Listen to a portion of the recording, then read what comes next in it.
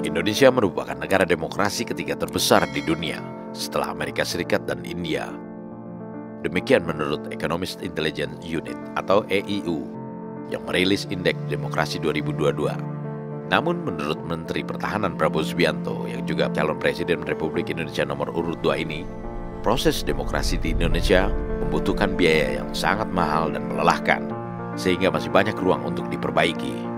Hal ini diungkapkan Prabowo dalam pidato berbahasa Inggris di acara Mandiri Forum Investment 2024. Di hadapan para investor dan banker dari dalam dan luar negeri, Prabowo mengatakan bahwa Indonesia telah berhasil melakukan transisi dari rezim otoriter ke demokrasi penuh selama 25 tahun terakhir ini.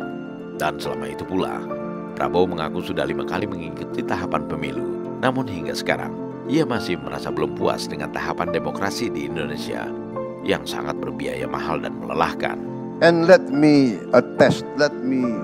testify that democracy is really very, very tiring. Democracy is very, very messy. Democracy is very, very costly. And we are still not satisfied with our democracy. Yusuf Kalla, Wakil Presiden RI ke-10 dan ke-12, menyatakan sepakat dengan pendapat Prabowo Subianto bahwa proses demokrasi di Indonesia memang sangat melelahkan. Dalam kaitan itu pula lah, politisi kawakan yang ikut mendukung calon presiden dan wakil presiden nomor urut 1 Anies Baswedan dan Muhaimin Iskandar itu juga setuju dengan usulan Prabowo untuk memperbaiki sistem demokrasi di Indonesia. Oh iya, memang benar itu.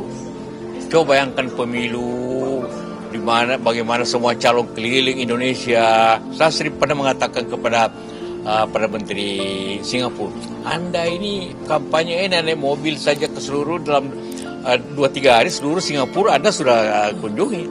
Kita butuh berbulan-bulan untuk mengunjungi dari Aceh sampai Papua. Ongkos tinggi, energi tinggi. Memang sulit dalam kondisi Indonesia seperti ini. Nah, tapi karena itu memang harus ada perubahan sistem. Senada dengan Prabowo dan Yusuf Kalla, pakar hukum dan politisi senior Yusril Ihza Mahendra juga berpendapat bahwa proses demokrasi di Indonesia memang sangat mahal.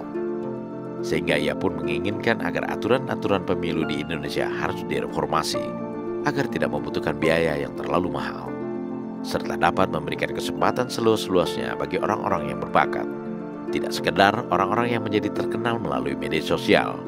Pernyataan Ketua Umum DPP Partai Bulan Bintang yang juga pendukung calon Presiden Prabowo Subianto itu disampaikan dalam acara One on One yang ditayangkan TV One.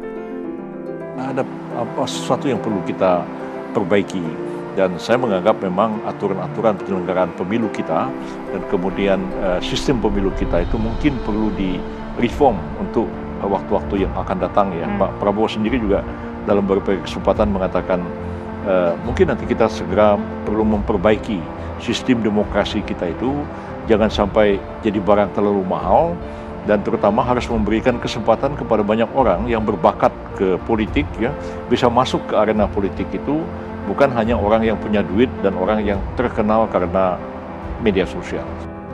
Sudah bukan rahasia lagi bahwa biaya yang dibutuhkan untuk ikut menjadi peserta pemilu sangatlah besar.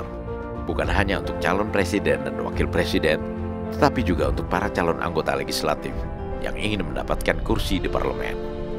Proses pemilu pun sangat bertele-tele dan penuh birokrasi, sehingga sangat melelahkan masyarakat. Proses yang bertele-tele ini juga membuka peluang yang sangat lebar bagi para elit politik yang tidak puas dengan hasil pemilu untuk terus menyuarakan dugaan kecurangan, bahkan kemudian menggulirkan hak angket di DPR. Padahal proses penghitungan suara yang dilakukan KPU pun masih belum selesai. Proses penghitungan suara yang dilakukan KPU juga terlalu lama. Diperlukan waktu lebih dari sebulan bagi KPU untuk menghitung hasil pemungutan suara secara manual, sehingga membuat stabilitas politik dan ekonomi menjadi tidak menentu. Padahal yang dibutuhkan rakyat adalah kepastian dalam segala bidang. Oleh karena itu, aturan-aturan pemilu memang harus segera diperbaiki agar tidak terus-menerus menimbulkan kegalauan politik pada pemilu-pemilu yang akan datang.